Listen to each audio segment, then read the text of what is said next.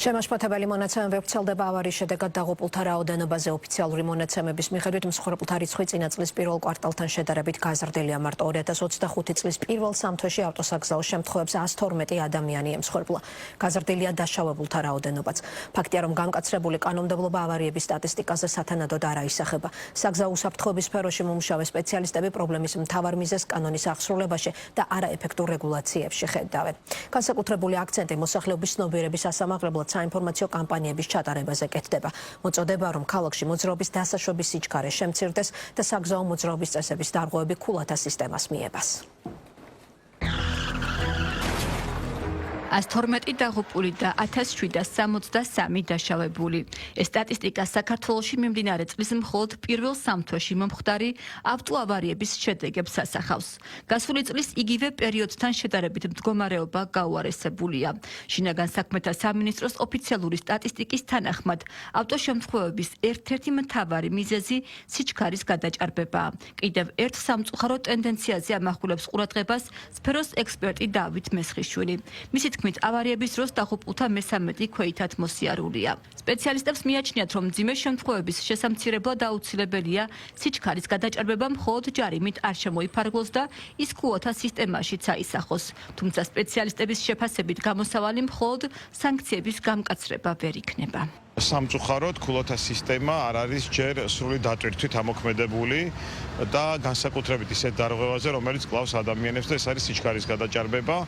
დღეს მას ვისაც აქვს ფული, ანუ შემოსავალი, უბრალოდ შეუძლია იყიდოს დარღვევა, ანუ იხადოს ჯარიმები ულევად და შედეგად იმოძრაოს იქამდე მაღალი სიჩქარით, სანამ ან თავად არ დაზიანდება, ან სხვას არ დააზიანებს. მეორე, ასევე ძალიან მნიშვნელოვანი, უნდა დადგინდეს ოპტიმალური სიჩქარე, ანუ სიჩქარის მენეჯმენტი, მაგალითად ევროკავშირის დედაქალაქებში და დიდ ქალაქებში, ცენტრალურ უბნებში სიჩქარე შეიზღუდა 30 კმ/სთ სიჩქარემდე და ეს არის ის სიჩქარე, როდესაც შეჯახების შემდეგ, მაგალითად იგივე ქვეითის შემთხვევაში გადარჩენის საკმაოდ მაღალი ალბათობაა.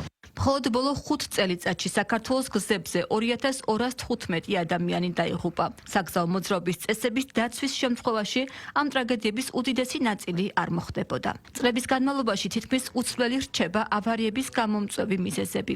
შინაგან საქმეთა სამინისტროს მიმდინარე წლის პირველი კვარტლის მონაცემებით ამ მიზეზებს შორის წამყვანია მოხვევის მანევრის დროს წესების დარღვევა. ასევე მძღოლის მიერ შემხვედრი მოძრაობის ზოლში გადასვლის ფაქტები. ხშირია ავტომობილებს შორის დისტანციის დაუცველობა და ქვეითის მიერ გადასასვლელის გავლის წესების დარღვევაც. ოფიციალური მონაცემებით ყველაზე ხშირად ავტოსაგზაო შემთხვევა თბილისში ხდება. მაღალია ავარიების მაჩვენებელი იმერეთში, აჭარასა და ქვემო ქართლში. სამწუხარო სტატისტიკა, რომელიც გამოქვეყნდა შინაგან საქმეთა სამინისტროს მიერ, რომელიც საგზაო სატრანსპორტო შემთხვევების სახეობებს აღნიშნავს.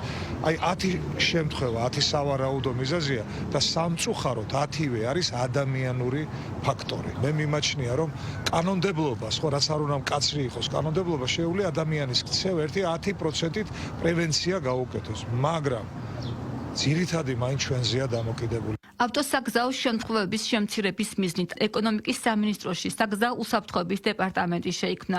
მისი ფუნქციებია საგზაო უსაფრთხოების პოლიტიკის განსაზღვრა, ცნობიერების ამაღლების მიზნით შესაბამისი კამპანიების დაგეგმვა და სხვა ნაბიჯების გადადგმა. საგზაო უსაფრთხოების ექსპერტების განცხადებით, ამ მიმართულებით კიდევ უფრო მეტი მუშაობაა საჭირო.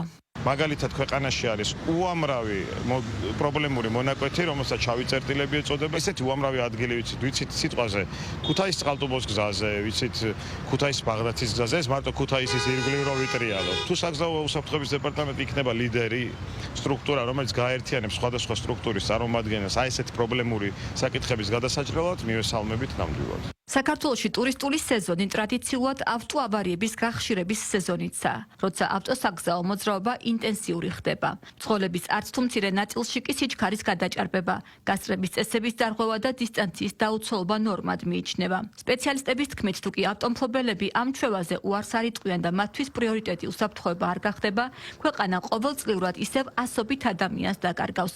ასობით მოქალაქე კი უმძიმეს ტრაუმებს მიიღებს, რომლებიც მათ მთელი სიცოცხლის განმავლობაში გაჰყვება.